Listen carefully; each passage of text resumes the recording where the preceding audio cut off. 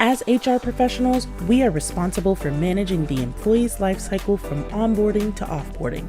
But while we are so busy supporting employees, how can we support ourselves?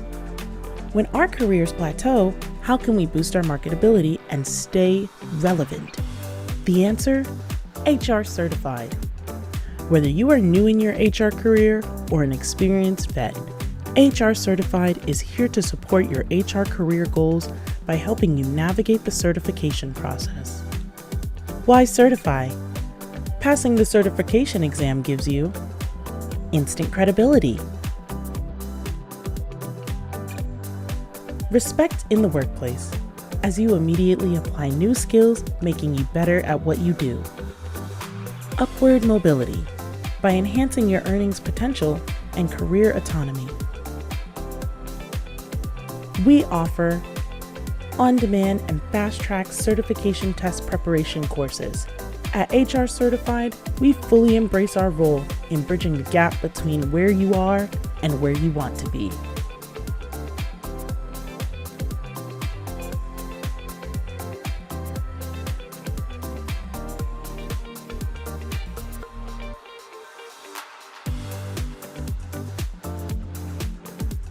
Join over the 500 graduates before you. Take the next step in your career. Get HR Certified.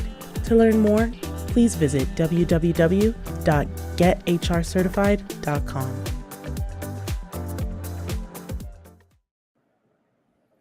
Welcome, welcome, welcome. My name is Anthony Howard. I am the founder, CEO, lead facilitator, and coach of HR Certified. And I want to thank you for taking the time out to join me today. And in regards to a very important topic that is near and dear to my heart, and that is professional development. Normally, what I would do is have a panel here of experts, and we'll have a joint conversation. But I decided to do things differently this time around and decided to just come on stage myself because it is that important to me. It has been a cornerstone of my career. And when I just think about recently, at least over the last couple of months, as I have been engaged more into HR Certified, I have contributed a lot as it relates to the topic. I have had a LinkedIn live panel on discussion. I have written a full page article around it. I also just discussing it as it relates to the center of the reason why HR Certified exists is all around professional development. So I wanted to take a few minutes, not an hour. Actually, that's another thing too, is just doing it during the day, right? And making it accessible to everybody. And this is not just an HR topic, right? This is a topic that can apply to anybody. But it's definitely a passion project for human resources because it's our role to make certain that people are doing the right things in the right way at the right time for organizations, right?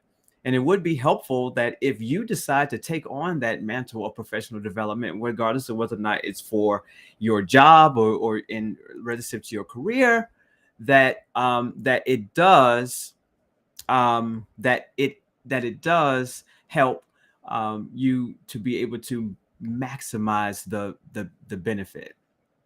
So what I want to do is just make certain that I am live and that you're able to hear me. If you're able to do that, if you can put a comment in the chat, or if you can do a reaction, just so I can make sure that I'm live. I've had this a couple of times before in which there wasn't a connection. So I want to make sure that everyone is able to hear me, or that you're able to see me, that you're able to, and that we're able to communicate with one another. So if you're able to do that, please go ahead and just do the, give me a reaction, give me a comment, give me something and let me know that you're out there. In the meantime, I'm going to share my screen with you. Thank you, Charity. Confirmation. That means LinkedIn Live is going on. If you are on Facebook Live, or if you're on YouTube Live, if you can give me A thumbs up. I think I just got confirmation that everything is all right. All right. All right. So, what I'm sharing with you is the thank you, Marlon. So glad that you're here. Ricky, I see you. Charity, again, thanks for the confirmation. So, what I'm going to do is go through the professional development cycle and apply it to my journey. And what I'll ask is for those of you that have joined us, if you could participate, right? I'm going to ask, and if you have any questions, I'll definitely answer that too. And I think of professional development as a cycle. The cycle isn't complete until you go through all the steps. And so the very first one is making sure that you're doing this for the right reasons. Why are you doing this, right? Are you doing this because it is connected to something that you want to do, that you see the utility at the end of the day? I think one of the things that I have learned personally and as well as partnering with others is that sometimes when people go down that path of pursuing something like professional development and they have an expectation that's not aligned in why they're doing it, then you can wind up being disappointed. Think about that time that you picked up a project at your role in your job or your company, and after it was over, you were expecting a promotion, but it didn't happen. You were kind of upset about that, weren't you? Right? Were you doing it for the right reasons? And for that common scenario that I get all the time, I tell people all the time, don't do this for the material. Don't do this for the cash. Don't do it for the intangibles. Do it for the aspects that, regardless of what the end result is you will benefit from it, right?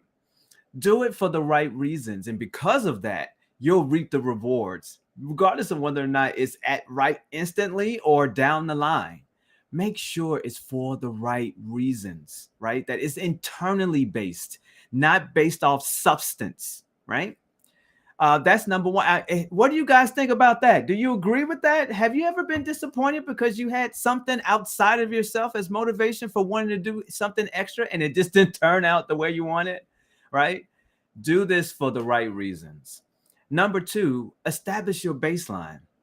If you're developing, that means you're improving on something. But do you understand the right baseline that you're developing from? We have a very positive view of ourselves, probably more so positive than other people may if they gave us direct and frank feedback.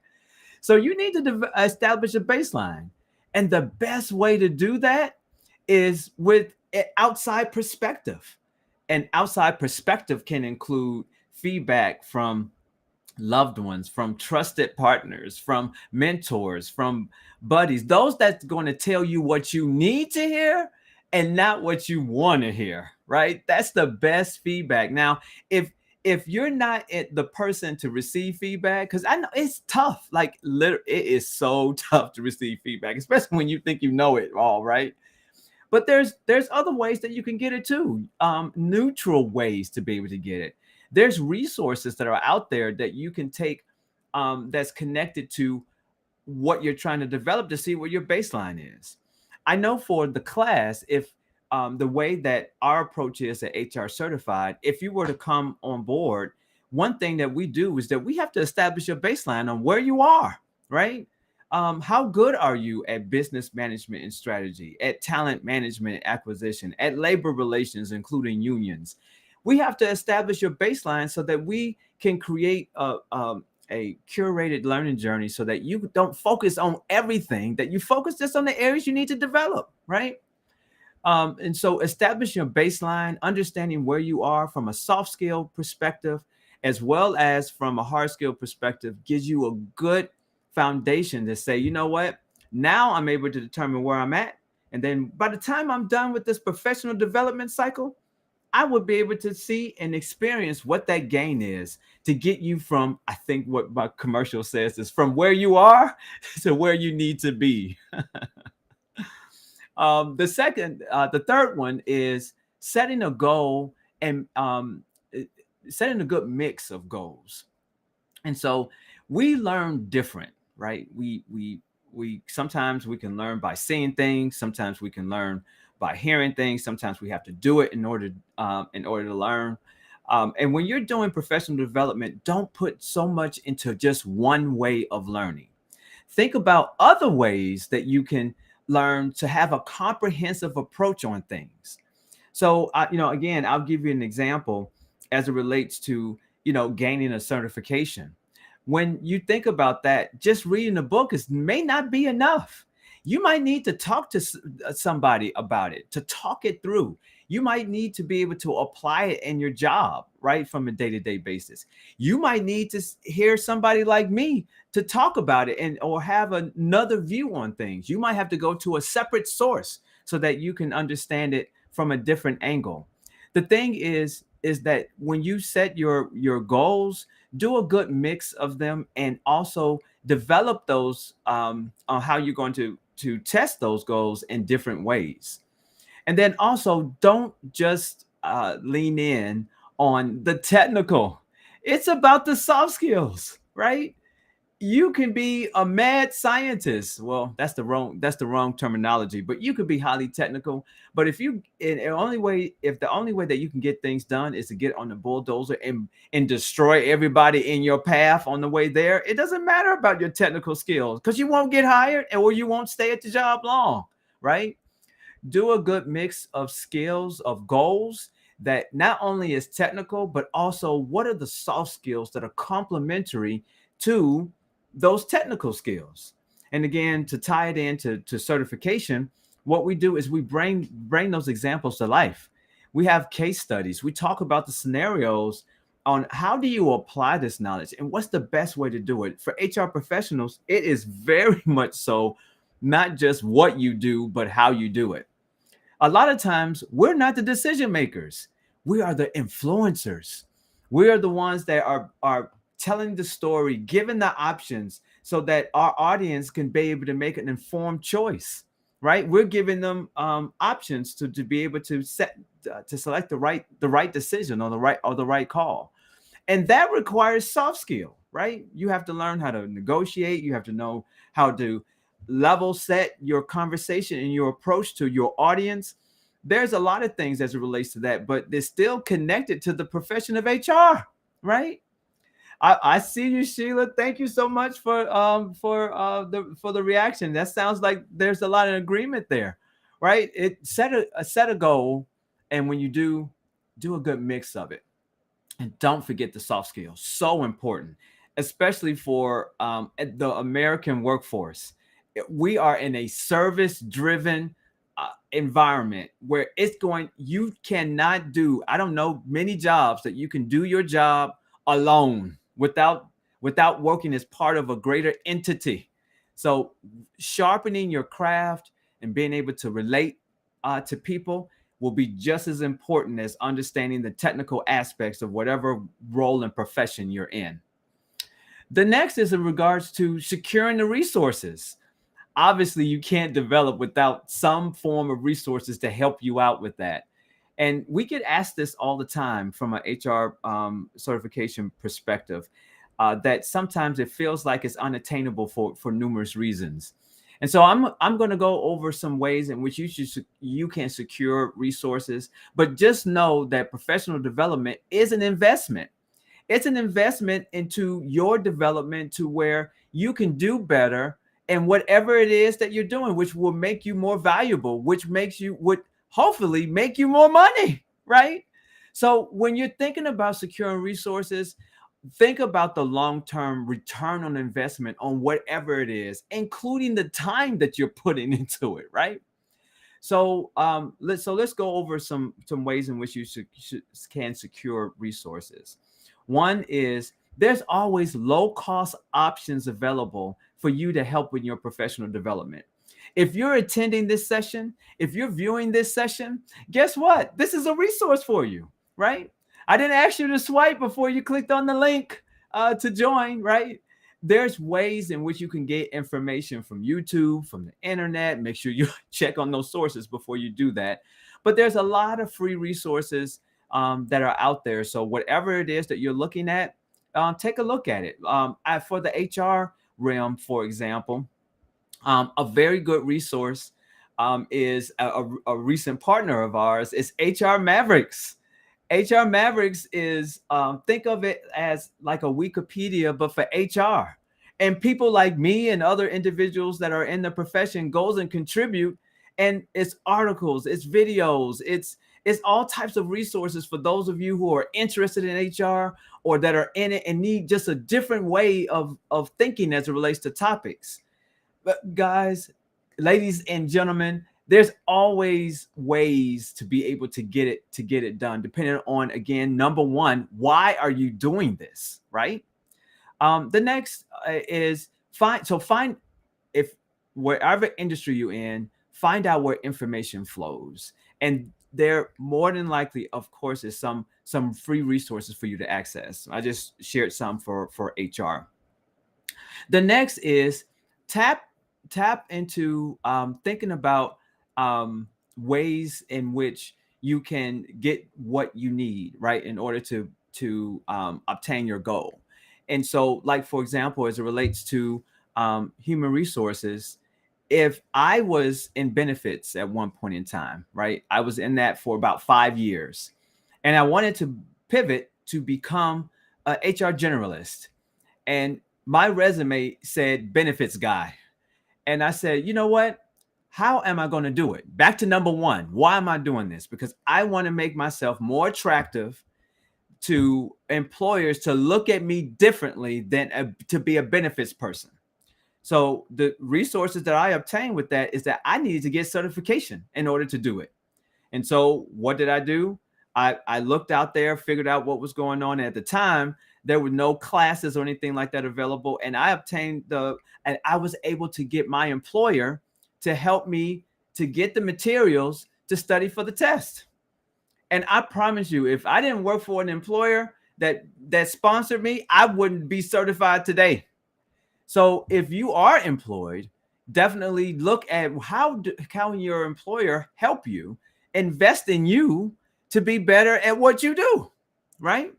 Sometimes associations actually have scholarships available, right? SHRM has them. I know that we have them, HR certified. Other non-profit associations that are aligned, they may have it.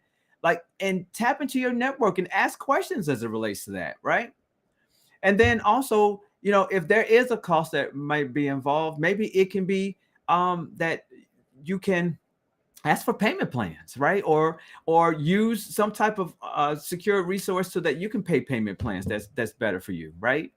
But again, I have to underscore that an investment in when you decide to do this, you are investing in it, in your time, in your resources, in your gift, whatever it is.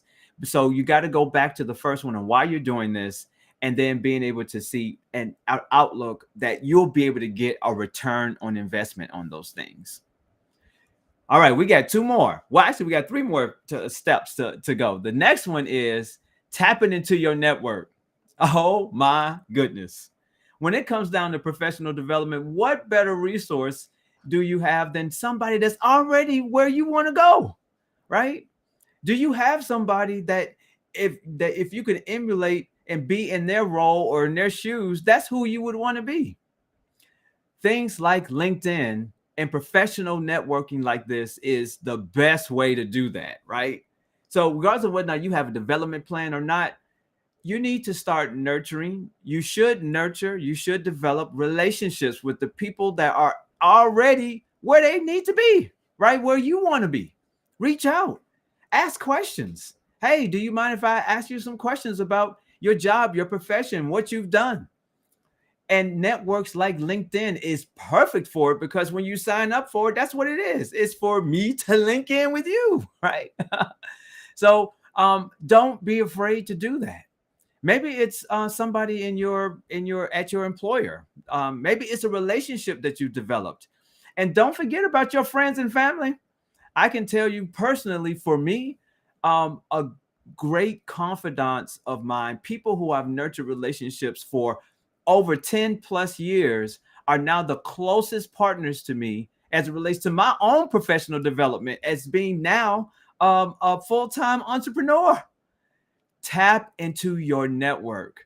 Don't limit it to just your job. You also have your friends, your family, the people who you're associated with, LinkedIn, other professional networks. An informal conversation could evolve itself to a key stakeholder that is a part of your professional development. I'm passionate about that because I am exhibit A as it relates to that, right? I'm a part of your network and there are other people that are a part of mine. That is absolutely critical in your professional development cycle. The next is you need an accountability partner. Now, I know growing up, my accountability partner was my grandmother.